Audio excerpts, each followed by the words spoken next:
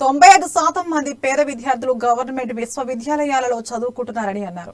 ఉన్నవాళ్ల విద్యాలయాలు లేని వాళ్ల విద్యాలయాలుగా మారాయన్నారు. విశ్వవిద్యాలయాలలో పర్మనెంట్ స్టాఫ్ లేకుండా చదువుకుంటున్నారని ఈటల తెలిపారు. ఈ సందర్భంగా కేసీఆర్ చెప్పిన మాటలను గుర్తు చేశారు. కేటీఆర్ కుమారుడు చదివినటువంటి పాఠశాలలో పేదల బిడ్డలు చదవరని, కానీ పేదల విద్యార్థులు చదువుకునే సర్కారు బడులను విశ్వవిద్యాలయాలలో సదుపాయాలు మెరుగుపరచాలని ఈటల రాజేందర్ డిమాండ్ చేశారు.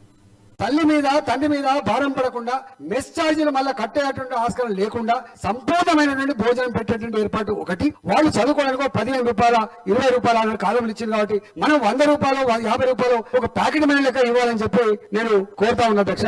అంతేకాకుండా అధ్యక్ష ఇవాళ వాళ్ళ లెక్కలని చెప్పిన లోతులోకి పోను కానీ విశ్వవిద్యాలయాల్లో ఇవాళ పర్మనెంట్ స్కెల్టన్ స్టాఫ్ కూడా లేకుండా నడుస్తా ఉంది. కాబట్టి ఆ విశ్వవిద్యాలయాన్ని సంపూర్ణంగా అనేక రకాల ప్రైవేట్ విశ్వవిద్యాలయాలు వస్తున్నాయి అధ్యక్ష.